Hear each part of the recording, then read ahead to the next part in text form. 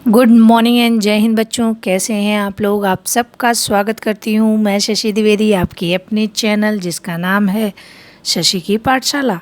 तो बच्चों चलिए सुनते हैं हम लोग एक बहुत ही शानदार कहानी जिसको लिखा है प्रेमचंद जी ने।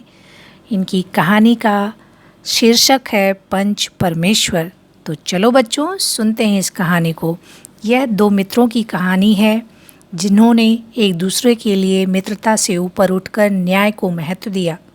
उन्होंने साबित कर दिखाया कि न्याय के मंदिर में सदा सत्य ही जीतता है। तो सुनते हैं इस कहानी को। जुम्मन शेख और अलगू चौधरी में गाढ़ी मित्रता थी। साझे में खेती होती थी। दोनों को एक दूसरे पर अटल विश्वास था। जुम्मन जब हज करने गए थे तब अपना घर अलगू को सौंप गए थे। अलगू जब कभी बाहर जाते तो जुम्मन पर अपना घर छोड़ देते थे। जुम्मन शेख की एक बूढ़ी खाला थी। उनके पास कुछ थोड़ी सी मिल्कियत थी, परंतु उनके निकट संबंधियों में कोई न था। जुम्मन ने लंबे चौड़े वायदे करके वह मिल्कियत अपने नाम लिखवा ली थी। जब तक दान पत्र की रजिस्ट्री न हुई थी तब तक खाला जान की खूब सेवा सत्कार आदर भाव किया गया, पर रजिस्ट्री की मुहर लगते ही खातिरदारियों पर भी मानो मुहर लग गई। अब बेचारी खाला को प्रायः नित्य ही कड़वी बातें सुननी पड़ती और अपमान सहन करना पड़ता था। कुछ दिन उन्होंने सुना और सहा, पर जब ना सहा गया तो जुम्मन से शिकायत की और अलग रहने के लिए गुजारिश की। जुम्मन ने धृष्टता के साथ उत्तर दिया, रुपए क्या यहाँ फलते हैं? खाला ने पूछा, मुझे भी कुछ रूखा सूखा चाहिए कि नहीं? जुम्मन ने गंभीर स्वर से जवाब दिया, तो कोई यह थोड़े ही समझा था कि तुम मौत से लड़कर आई हो। खाला बिगड़ गईं और उन्होंने मामला पंचायत में पेश करने की धमकी दी। जुम्मन हंसे। जिस तरह कोई शिकारी हिरण को जाल की तरफ जाते देखकर मन ही मन हंसता है, वे बोले, हाँ जरूर, पंचायत करा लो, फैसला हो जाए। मुझे भी यह रात दिन की खटपट पसंद नहीं है। पंचायत में किसकी जीत होगी इस विषय में जुम्मन को कुछ भी संदेह नहीं था। ऐसा कौन था जो उसको अपना शत्रु बनाने का साहस कर सके। इसके बाद कई दिनों तक बूढ़ी खाला लाठी टेकती हुई आसपास के गांव में दौड़ने लगी। कमर झुककर कमान हो गई थी। एक एक पग चलना दूभर था, मगर जो बात आ पड़ी थी उसका निर्णय करना जरूरी था। संध्या समय एक पेड़ के नीचे पंचायत बैठी। जुम्मन शेख ने पहले से ही सारा प्रबंध कर रखा था। पंच लोग बैठ गए तो बूढ़ी खाला ने उनसे विनती की, पंचों, आज 3 साल हुए मैंने अपनी सारी जायदाद अपने भांजे जुम्मन के नाम लिख दी थी। इसे आप लोग जानते ही होंगे। जुम्मन ने मुझे जीवन भर रोटी कपड़ा देना कबूल किया था। साल भर तो मैंने रो धोकर काटा, पर अब रात दिन का रोना नहीं सहा जाता। अब न पेट की रोटी मिलती है न तन को कपड़ा। तुम्हारे सिवा और किससे अपना दुख सुनाऊं? तुम लोग जो राह निकाल दो उसी पर चलूं। मैं पंचों का हुक्म सिर माथे चढ़ाऊंगी। सरपंच किसे बनाया जाए, इस प्रश्न को लेकर जुम्मन शेख और खाला जान में कुछ कहा सुनी हो गई। खाला बोली, खुदा से डरो। पंच ना किसी के दोस्त होते हैं और ना ही दुश्मन, और तुम्हारा किसी पर विश्वास ना हो तो जाने दो। अलगू चौधरी को तो मानते हो ना? लो, मैं उन्हीं को अपना सरपंच बनाती हूँ। जुम्मन शेख आनंद से फूल उठे, परंतु भावों को छिपाकर बोले, अलगू चौधरी ही सही, मेरे लिए जैसे रामधन मिसिर वैसे अलगू चौधरी। जुम्मन को पूरा विश्वास था कि अब बाजी मेरी है, पर जब अलगू चौधरी ने जुम्मन से जिरह शुरू की तो एक एक प्रश्न जुम्मन के हृदय पर हथौड़े की चोट की तरह पड़ने लगा। जुम्मन चकित थे कि अलगू को क्या हो गया। अभी तक यह मेरे साथ बैठा हुआ कैसी कैसी बातें कर रहा था, अब इतनी ही देर में ऐसी काया पलट हो गई कि मेरी जड़ खोदने पर तुला हुआ है।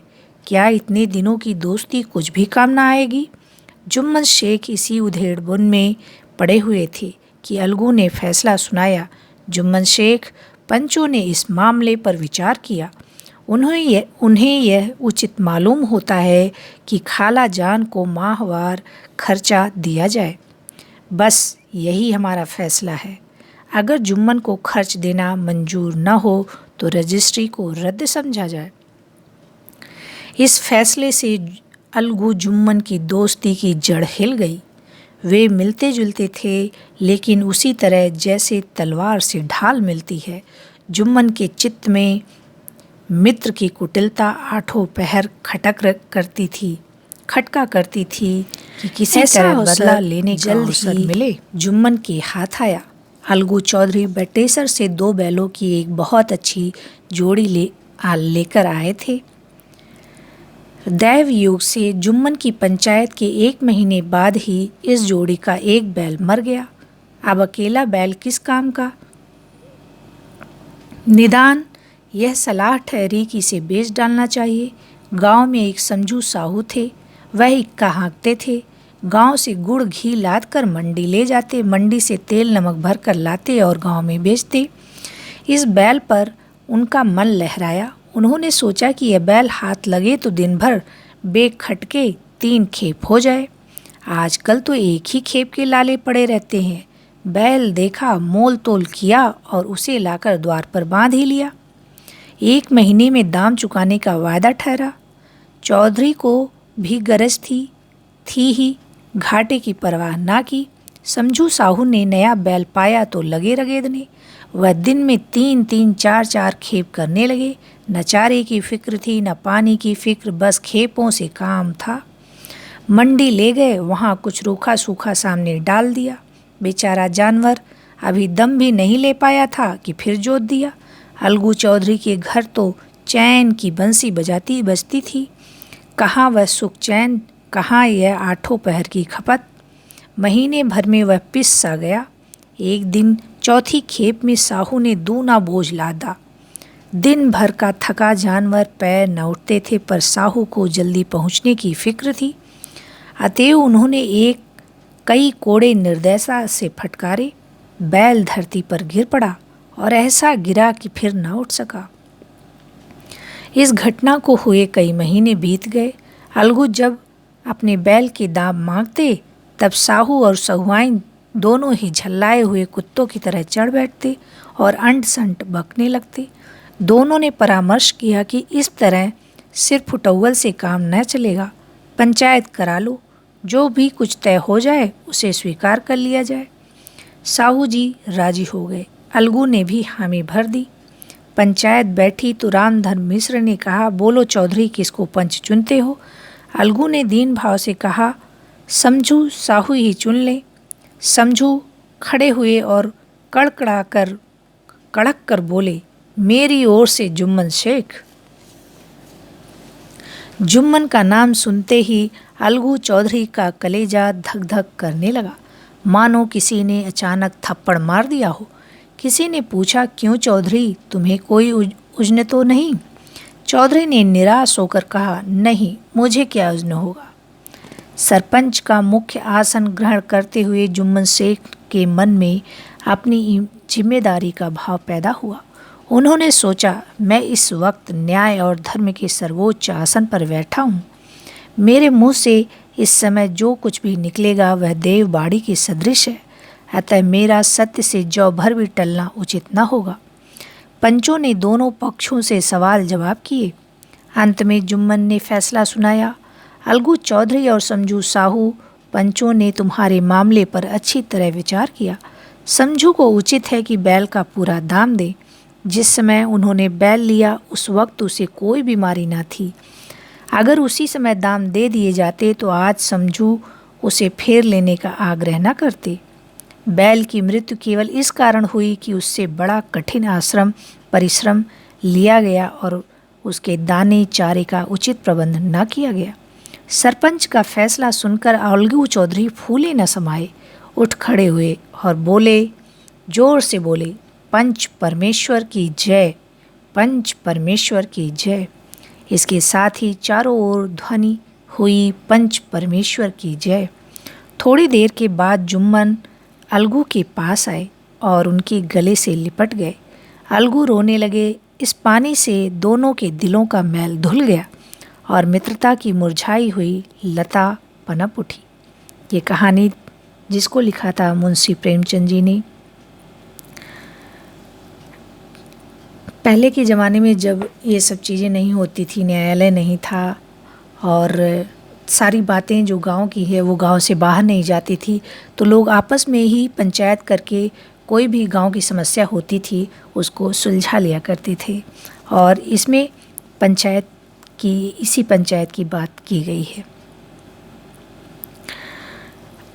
इस कहानी को प्रेमचंद जी ने लिखा है, तो हम थोड़ी सी बात प्रेमचंद जी के बारे में भी कर लेते हैं। प्रेमचंद को कलम का सिपाही, कथा सम्राट के नाम से जाना जाता है।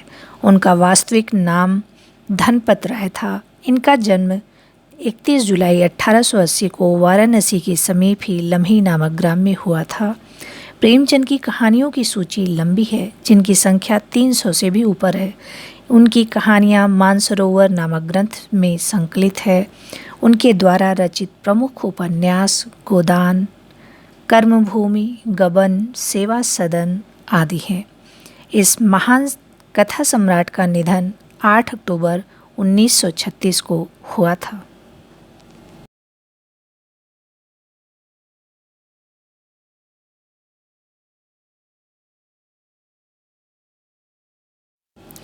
तो बच्चों, इससे संबंधित कुछ प्रश्नों के उत्तर बताइए। दोनों दोस्तों के नाम क्या थे? सबसे पहले पंचायत किसने बुलाई थी? दूसरी बार पंचायत किसने बुलाई? जुम्मन शेख ने किसके पक्ष में फैसला सुनाया? खाला को पंचायत क्यों बुलवानी पड़ी? अलगू चौधरी ने अपने फैसले में क्या कहा? जुम्मन शेख ने फैसला सुनाते हुए क्या कहा? समझू साहू के यहाँ बैल के मरने का कारण क्या था? बच्चों, कुछ लोग पालतू पशुओं के साथ निर्दयता से पेश आते हैं और उनके खाने पीने का भी ध्यान नहीं रखते। ऐसे लोगों को आप क्या संदेश देंगे? आपके घर में दादी जी आपके साथ रहती हैं, उन्हें टेलीविज़न पर भजन सुनना है जबकि आप कार्टून फिल्म देख रहे हैं। ऐसे में आपको क्या करना चाहिए? सोच कर बताइए।